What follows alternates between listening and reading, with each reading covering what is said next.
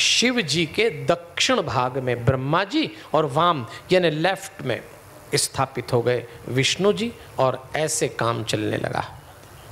जिस दिन वो शिव रूप अग्नि स्तंभ प्रकट हुआ उसको शिवरात्रि कहते हैं। उन्होंने कहा ये दिन जिस दिन में प्रकट हुआ संसार में महाशिवरात्रि के रूप में जाना जाएगा। आप ध्यान दीजिए, हम लोग शिवरात्रि को व्रत करते हैं ना, आप भी करते होंगे। ऐसा कहते हैं ना, शिवरात्रि का व्रत और उपवास करेंगे। आप जानते हैं शिवरात्रि के व्रत और उपवास का मतलब क्या है? भाई इस पर्व की एक सूचना तो ये है, झूठ मत बोलो। इस पर्व की एक सूचना तो यह विनम्र रहो। इस पर्व की एक सूचना तो है जो स्थिति सामने आए उसको स्वीकार करो। और इस पर्व की एक सूचना यह है कि व्रत और उपवास का मतलब समझो। शिवरात्रि पे इतना उपवास करते हैं लोग। उपवास का क्या अर्थ, व्रत का क्या अर्थ?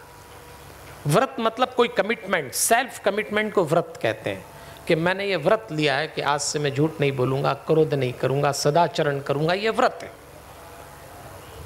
उपवास का मतलब क्या होता है? उपवास। उप मतलब पास में, वास मतलब बैठना।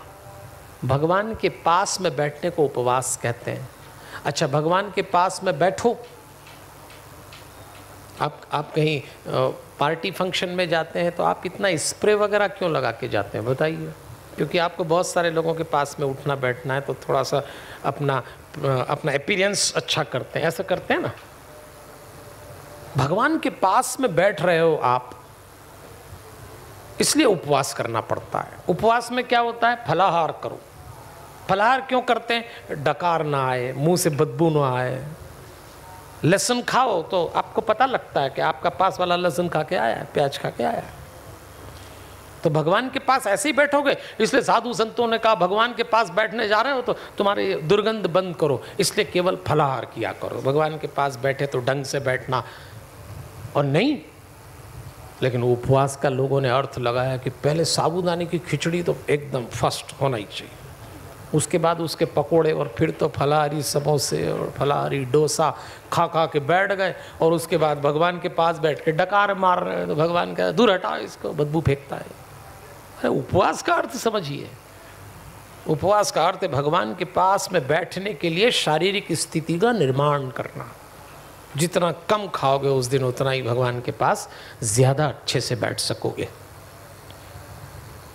विष्णु जी ने जो आचरण किया, शिव जी ने उनको आशीर्वाद दिया। इसलिए देवियों और सज्जनों, झूठ से बचिए। ब्रह्मा जी झूठ बोल गए, आप देखिए। और इस संसार में झूठ ही एक ऐसा होता है जो सच से भी ज्यादा तेजी से चलता है। आप देखिए इस संसार में बहुत सारी चीजें ऐसी हैं देवियों और सज्जनों जो बिना पैर के चलती है। हैरत होती है उनको देख के।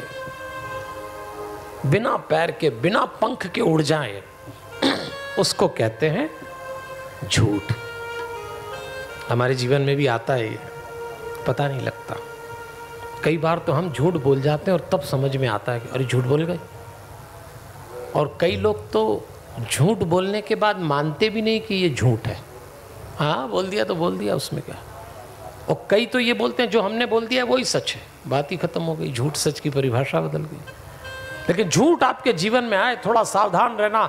दिन रात बिना पैर के चलता है, बिना पंख के उड़ जाता है।